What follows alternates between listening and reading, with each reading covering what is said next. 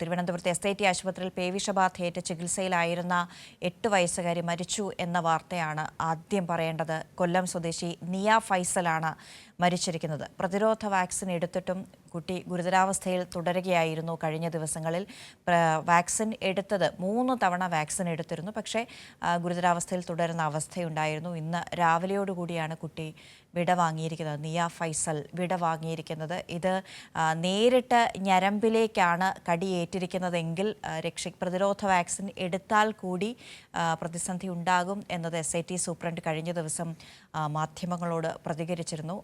വളരെ ബുദ്ധിമുട്ട് അനുഭവിക്കുന്ന ഒരു കാര്യമാണ്. അറിയാമല്ലോ, പേവിഷബാധയേറ്റ് കഴിഞ്ഞാൽ ആരാണെങ്കിലും വളരെ ബുദ്ധിമുട്ടോടുകൂടി പ്രതിസന്ധികൾ നേരിട്ടാൽ മാത്രമാണ് കഴിയുക എന്നതാണ്. അപ്പോൾ ഏറ്റവും സങ്കടകരമായ ഒരു വാർത്തയിലൂടെ നമുക്ക് ഇന്നത്തെ ദിവസം ആരംഭിക്കേണ്ടി വരികയാണ്. കഴിഞ്ഞ ദിവസവും ഒരു കുട്ടി പേവിഷബാധയേറ്റ് മരിച്ചിരുന്നു സംസ്ഥാനത്ത്. SIT ആശുപത്രിയിലാണ് ഈ കുട്ടി. കൊല്ലം സ്വദേശിയാണ് നിയ. SIT ആശുപത്രിയിൽ കഴിഞ്ഞ ദിവസങ്ങളിലൊക്കെ ചികിത്സയിലായിരുന്നു. 8 വയസ്സാണ് നിയയുടെ പ്രായം.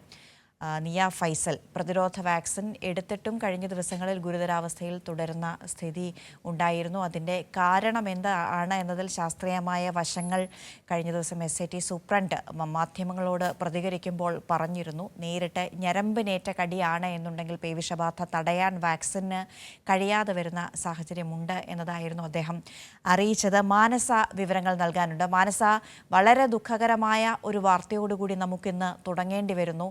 പേവിഷബാധയേറ്റ് കഴിഞ്ഞ ദിവസങ്ങളിൽ ചികിത്സയിൽ ഇരുന്ന കുട്ടിയാണ് നിയ. എപ്പോഴാണ് മരണം സംഭവിച്ചത്?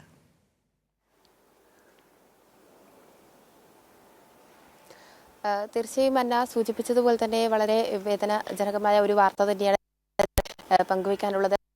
ഇന്ന് ആയിരുന്നു കുട്ടിയുടെ സ്ഥിരീകരിച്ചത്. പുലർച്ചെ 5:30 കുട്ടിയുടെ മരണം സ്ഥിരീകരിച്ചതായുള്ള വാർത്ത പുറത്തു വരുന്നത്.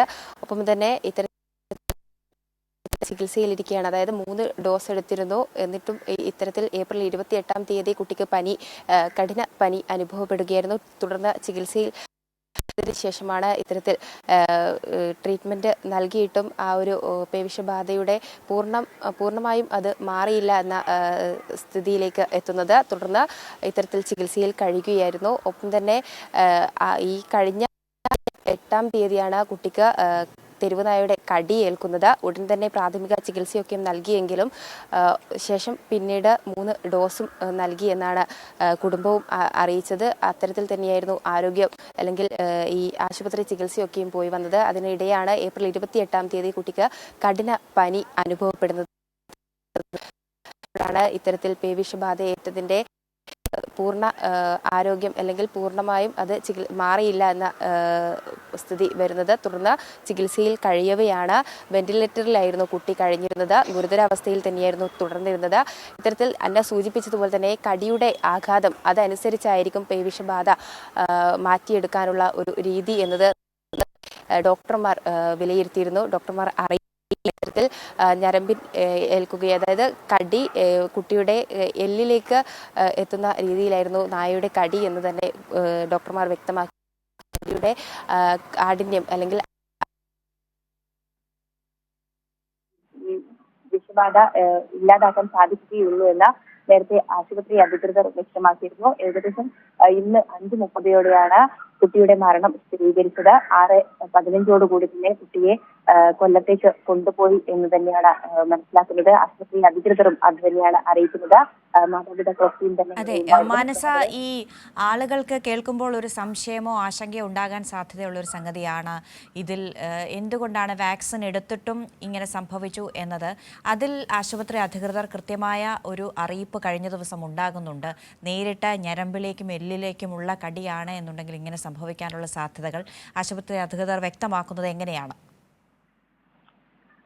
തീർച്ചയായും ഇത്തരത്തിൽ കുട്ടി ഈ പേവിഷബാധ ഏറ്റതിനു ശേഷം 3 ഡോസ് വാക്സിൻ എടുത്തു എന്ന് നേരത്തെ തന്നെ സൂചിപ്പിച്ചിട്ടുണ്ട്. അതായത് ഏപ്രിൽ 11, 15, 18 തീയതികളിലാണ് IGRBയുടെ ഡോസുകൾ എടുത്തിരിക്കുന്നത്.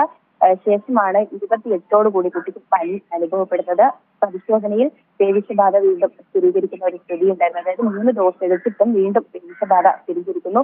ഉടൻ തന്നെ ആവശ്യമായ ചികിത്സയിലേക്ക് കുട്ടിയെ മാറ്റുകയായിരുന്നു.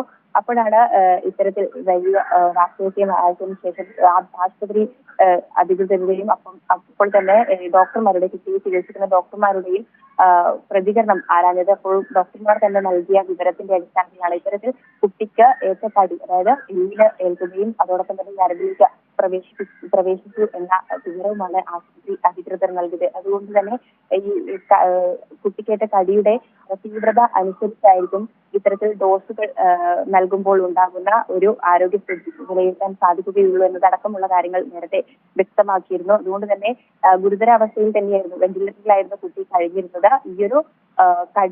വെന്റിലേറ്ററിലായിരുന്നു കുട്ടി കഴിഞ്ഞിരുന്നത്. ഈയൊരു കടിയുടെ തീവ്രത കൂടിയതിന്റെ അടിസ്ഥാനത്തിലാണ് ഡോസ് ഫലപ്രദമായി എത്താൻ സാധിക്കാത്തത് എന്ന വിശദീകരണവും നൽകിയിരുന്നു. ഇത്തരത്തിൽ ഈ കടിയുടെ നേരത്തെ ഞാൻ സൂചിപ്പിച്ചു, കടിയുടെ കാഠിന്യം അനുസരിച്ചായിരിക്കും ഇത്തരത്തിൽ ഡോസുകൾ ഫലപ്രദമായി ഉപയോഗിക്കാൻ അല്ലെങ്കിൽ ഫലപ്രദമായി പൂർണ്ണസ്ഥിതിയിലേക്ക് എത്താൻ സാധിക്കുകയുള്ളൂ എന്ന് തന്നെയാണ് ഈ ഡോക്ടർമാർ വിലയിരുത്തുന്നത്. പിന്നാലെ മതിയായ ചികിത്സ, അതായത് ആവശ്യമായ ചികിത്സ എല്ലാം തന്നെ നൽകി വരുന്നതിനിടെയാണ് കുട്ടിയുടെ ആരോഗ്യസ്ഥിതി വളരെ മോശമാവുകയും ഗുരുതരാവസ്ഥയിൽ തുടരുന്ന കുട്ടിയുടെ മരണം ഇന്ന് പുലർച്ചെയോടെ 5:30 സ്ഥിരീകരിക്കുന്നത്. അന്ന. അതെ, മാനസ വിവരങ്ങൾ നൽകിയത്. തിരുവനന്തപുരം SIT ആശുപത്രിയിലാണ് നിയ ചികിത്സയിലുണ്ടായിരുന്നത്. കൊല്ലം സ്വദേശിയാണ്. പേവിഷബാധയേറ്റ് ചികിത്സയിലിരിക്കെയാണ് മരണം സംഭവിച്ചിരിക്കുന്നത്. മാനസയാണ് തിരുവനന്തപുരത്ത് നിന്ന് വിവരങ്ങൾ നൽകിയത്.